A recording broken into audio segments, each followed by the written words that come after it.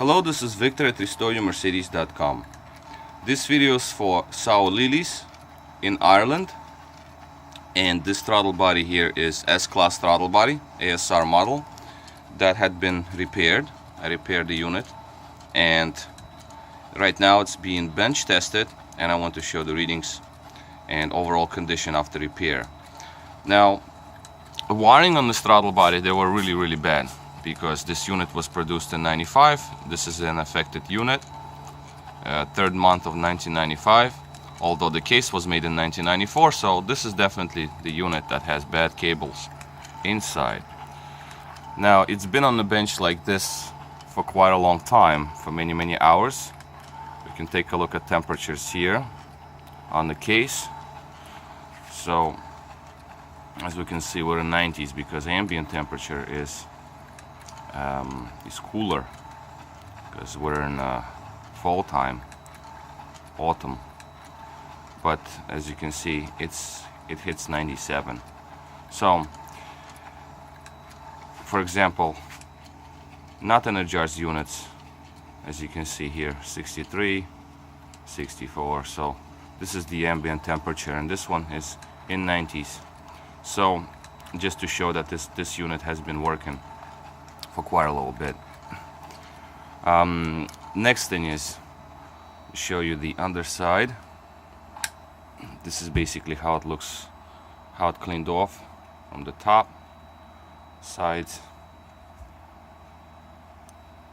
another side. Has some oxidation on it, of course, they all have some oxidations. And underside. Now, the breather hose connection I left like this because you do want these pieces, these tabs, to face downwards. Tabs have to face downwards, so when you put the new pipe on, the pipe will go out. So basically throttle body will be laying down like such inside. Actually this is the right side of the vehicle. That's the left side of the vehicle when you facing forward. Okay, so this is how throttle body lays in there. The hose, the breather hose, it comes out like this and this way. So when you attach the new hose, you must make sure that tabs, these tabs, they face down this way, not sideways, because if you put these sideways like this, they will hit intake. So you want them to face downwards. There is enough clearance from intake manifold, as you can see, that's fine, but they have to face downwards, otherwise you'll be hitting intake manifold, one of the runners on the intake. I don't remember which cylinder it is going to be.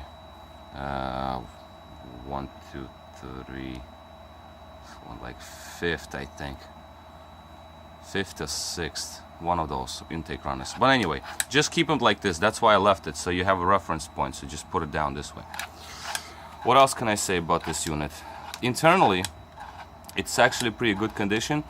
The gears just started to get a little tight, so I just re-lubricate them, clean them off and lubricate them again with new grease.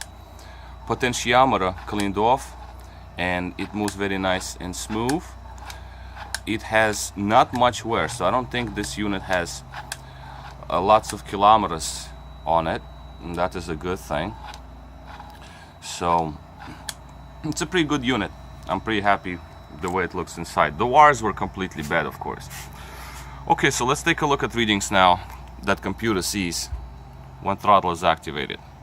So right now it's in idle position, so we have 4.24 potentiometer R2, 0.4849 on potentiometer R1, which is basically exactly in the middle where all my throttles with ASR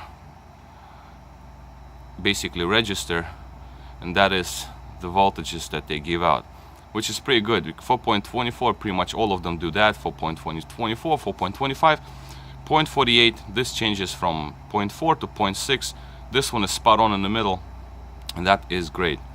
Idle speed switch, this is your brake lights, not brake light, the gas pedal switch, so that is not going to be tested. It's just always on, so I can actually energize the unit and open the throttle plate without going into limp mode. Now these micro switches here, these are internals.